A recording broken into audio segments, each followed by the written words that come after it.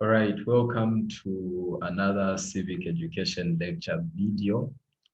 I'm so sorry, I'm extremely exhausted. I'm from writing a test. So this lecture is actually going to be very short, but very, very productive. We're going to continue with our video on corruption. Last time we were able to classify corruption into certain types or categories like petty corruption, grand corruption, as well as political corruption. So just for the sake of a review, we did say petty corruption is the most widely practiced in Zambia. It's more of a cash at hand, where I did mention that when it comes to corruption, we've got practically two parties involved, someone who has the resources and the other person who wants a favor. And seeing money as a resource, they are going to do a trade-off, an illegal trade-off that's very unethical. So the petty corruption is widely practiced and it's usually a bribe offer. Then we have got a grand corruption, which this involves substantial or huge amounts of money. So grand means very big. So when we say grand, we're talking about a substantial or a huge amount of money, and is usually practiced under high-ranking officials. So you really have to be at middle class above there for you to get involved in such a grand act of corruption. Then every type of political system consists of political corruption, where everyone wants to have some form of chair in the government. So because people want power, power makes people, power changes people's personalities quite a lot. So this is a kind of corruption that's associated with electoral processes. So just by the name, you just know that, okay, political electoral processes. And they say the following are the examples: a donation of money to influence the voter's choice. We're going to be seeing quite a lot of this as the political campaign starts. We've got cash or material contributions to influence voters during electoral periods. So we have to analyze one thing. We have to start talking about, why does corruption exist? So practically corruption exists because um, there is a very, very big gap between the subclasses in society, the lower class, middle class, and the upper class. Because of these huge differences, people who consider themselves middle class, upper class, will want to seek favors and say, all right, I can't associate myself with this category of people. So this leads to all manner of corruption. Certain people just feel like they are above certain other people. So we do have certain two main causes. We have the social aspect as well as the economic aspect, but these can also be intertwined. It can be a combination of both. So social causes, we've got personal greed and dishonest. Leaders in key positions are not capable of inspiring and influencing conduct of high moral standards. So practically the definition of leadership is attributes that an individual has. So these are attributes that an individual has to guide people while maintaining a very high level of ethical conduct. So some people are just very dishonest. So personal greed and dishonest. So leaders in key positions are not capable of inspiring and influencing conduct of the highest moral standards. So weak enforcement or absence of codes. So punishment for offenders is weak. Large numbers of people compete for sufficient services, like, for example, school places. So you do have, I'm going to talk about government schools. I'm not going to talk about private schools because those are profit-seeking ventures and they'll accommodate all manner of students. But let's say you have got a government school and someone wants a school place, maybe at this very high ranking school called TK. So because because maybe someone knows the head and they say, all right, here's a 500 kwacha. I want my son or my daughter to start attending at this government school, despite not meeting the cutoff point requirement for that particular school. So the headmaster, being a leader, instead of inspiring a high level of moral conduct, he chooses to um, act greedy and get that child, with the consequence of someone not getting a school place who's actually deserving. So let's now look at the economic causes of corruption. We do have shortages of, so when it comes to economic needs, we're talking about, are people satisfied with their manner of living? Is your way of life, are you meeting your daily needs?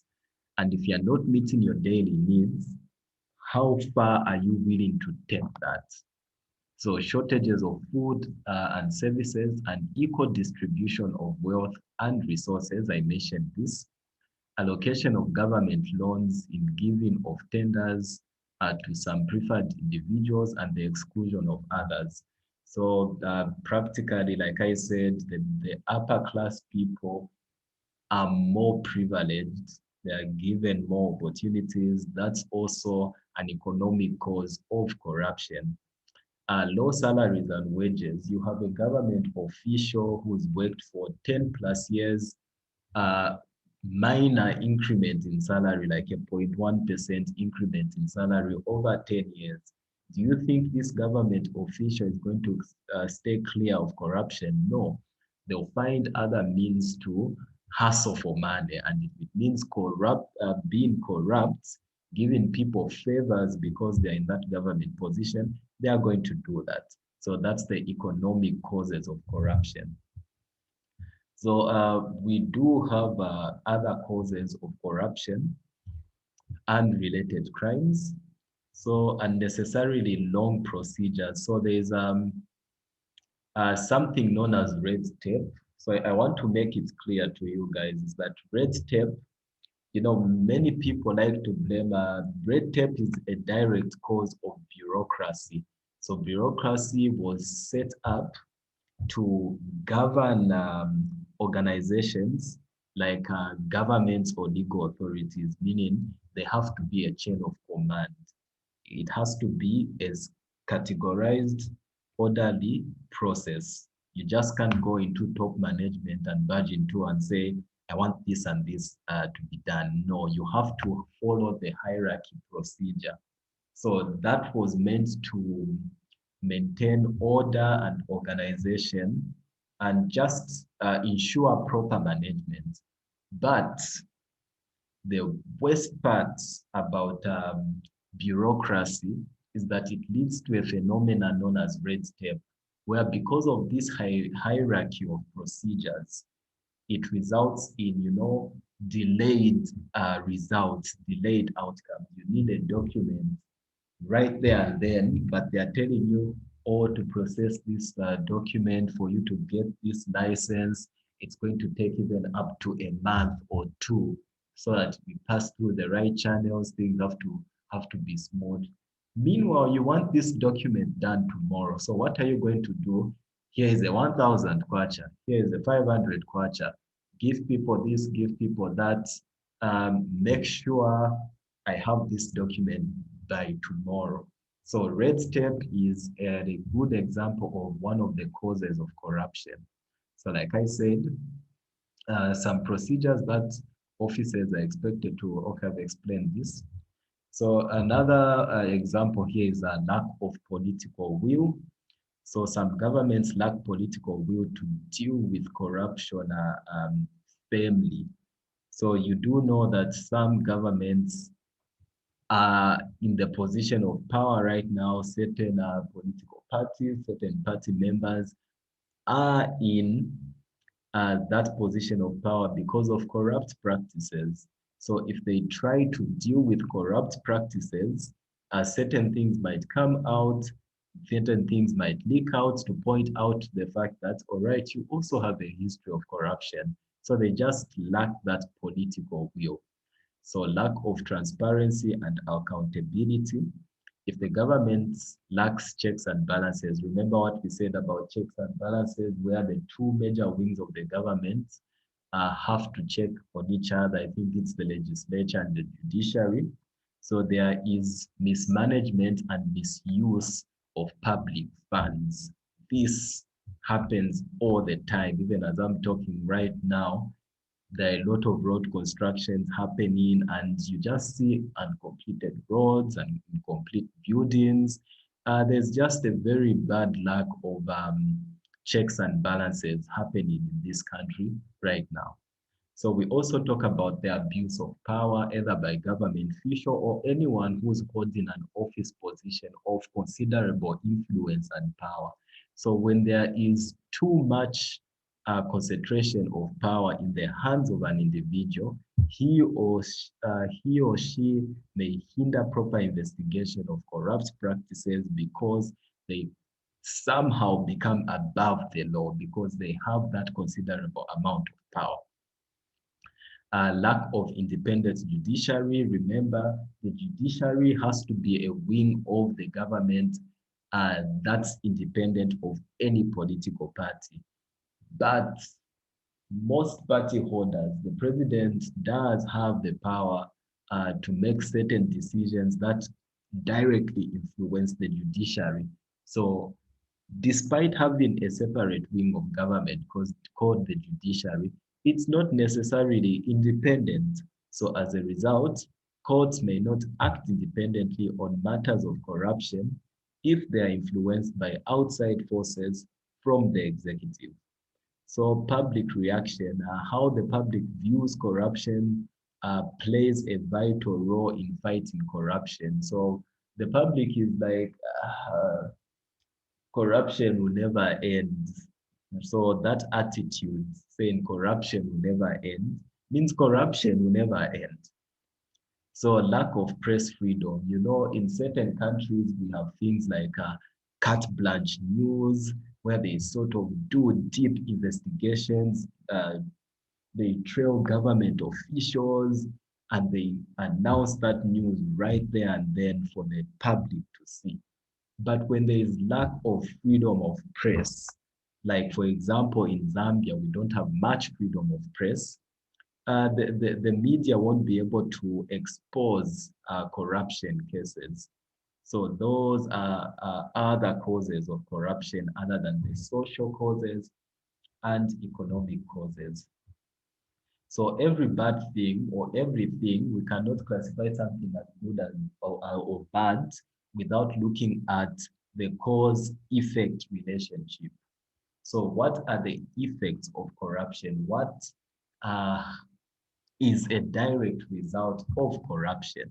So it makes those involved in it become very rich at the expense of other citizens. You know, people are benefiting, normal people keep on losing money, losing resources, suffering.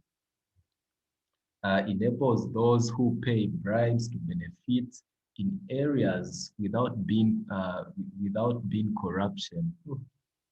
Without being corruption, they would not. For example,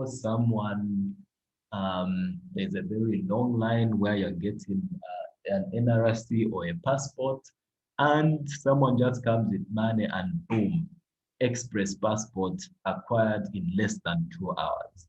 So because of corruption, those people who pay bribes won't be able to benefit from such services.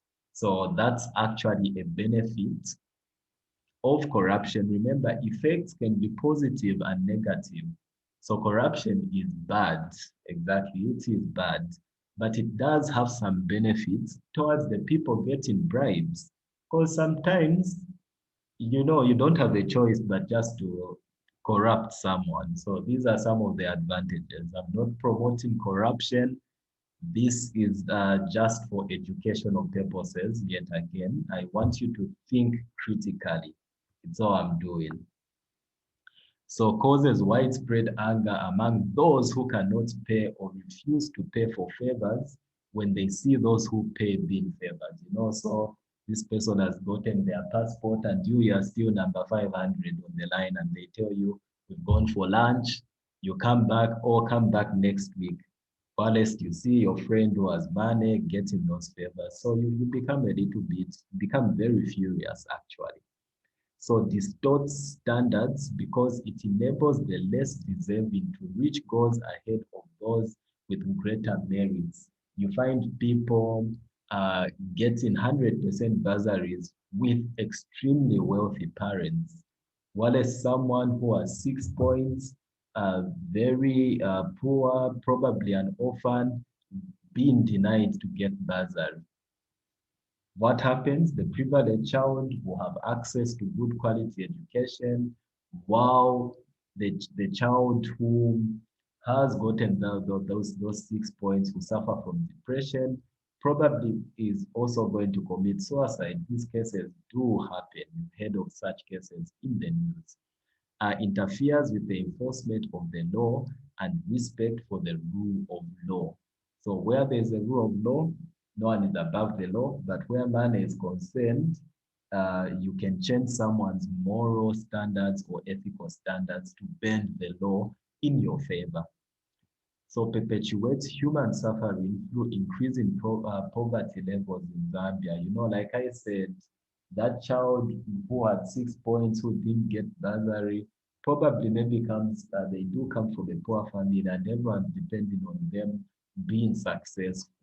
So because of corruption, that chain of poverty just continues to cycle. All right. So corruption has brought very negative impact in many areas in Zambia, and these include the following. So unfortunately, I'm so sorry. Again, I have to end here. Like I said, I had a test today and I'm very tired and I have to meet my research supervisor. So we're going to continue this, or if I'll have energy, I'll make part 2 of this video tomorrow so that we finish up. I'll see you tomorrow for our class. I think it's math or physics or chemistry. We'll see. See you tomorrow. Please study, go through the notes. Bye.